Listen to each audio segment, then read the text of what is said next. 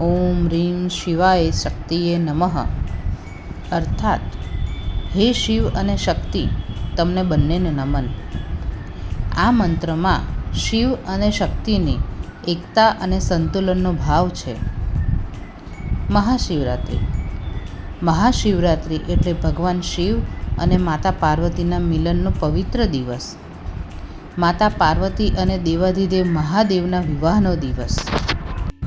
આ વર્ષે મહાશિવરાત્રિ 15 ફેબ્રુઆરી 2026 એટલે કે રવિવારના રોજ આવે છે. શિવરાત્રિને શિવજીની રાત પણ કહેવામાં આવે છે. આ દિવસે અને રાત્રે ભક્તો ઉપવાસ કરે છે.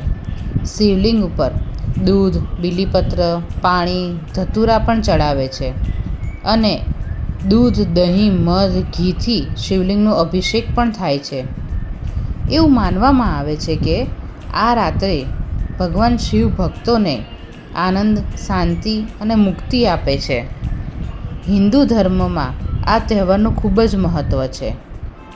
આ દિવસે તથા રાત્રે ભક્તો આખી રાત જાગરણ કરે છે અને હર હર મહાદેવના જયકારા કરે છે.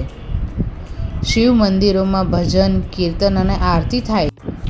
મંદિરોમાં ભક્તોનું ઘોડાપૂર ઉભરાય છે. આ ઉપવાસ અને શિવજીની આરાધના કરવાથી મન, વાણી અને કર્મની શુદ્ધિ થાય છે. એક સમયની વાત છે. ભગવાન શિવ તપસ્યામાં લીન હતા. તેમને સંસારના બંધનોથી કોઈ ખાસ લગાવ નહોતો. તે સમયે રાજા દક્ષ પ્રજાપતિની પુત્રી સતી ભગવાન શિવની પરમ ભક્ત હતી. સતીએ શિવને પોતાના પતિ સ્વરૂપે સ્વીકાર્યા હતા, પણ રાજા દક્ષને એ માન્ય ન હતું. એકવાર રાજા દક્ષે યજ્ઞ કર્યો અને એમાં ભગવાન શિવને આમંત્રણ ન આપ્યું. સતી આ અપમાન સહન ન કરી શકી અને તે અગ્નિમાં પ્રવેશ કર્યા. ભગવાન શિવ ખૂબ વ્યથિત થયા. દુનિયાથી અલિપ્ત થઈને હિમાલયમાં તપસ્યા કરવા લાગ્યા. પછી પાર્વતીજી જન્મ્યા, જે હિમાલય રાજાની પુત્રી તરીકે ઓળખ્યા, જે સતીજીનું પુનર્જન્મ હતા. બાળપણથી જ પાર્વતીજીનું ભગવાન શિવની ઉપાસના કરતા હતા. એમને સંકલ્પ હતો કે તેઓ માત્ર શિવજીને જ પતિ સ્વરૂપે સ્વીકારશે. આ માટે પાર્વતીજીએ વર્ષો સુધી કઠોર તપ કર્યા. માતા પાર્વતીની ભક્તિ જોઈને ભગવાન શિવ પ્રસન્ન થયા અને તેમને દર્શન આપ્યા.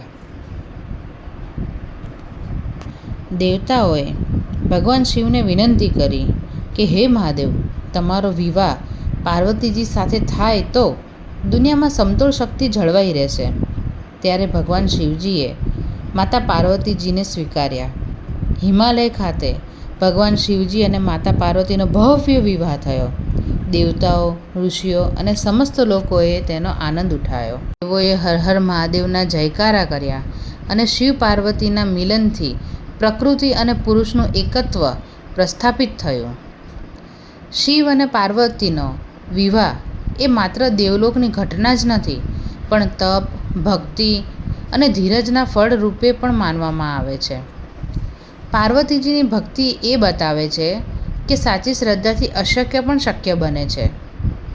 મહાશિવરાત્રિ ભક્તિ, ત્યાગ અને આત્મશાંતિનું પ્રતીક છે. આ દિવસે જે મનથી ઓમ નમઃ શિવાય તથા સાંબ સદાશિવનો જે જાપ કરે છે, એના જીવનમાં દુઃખોનો નાશ થાય છે અને શાંતિનો પ્રકાશ પ્રસરે છે.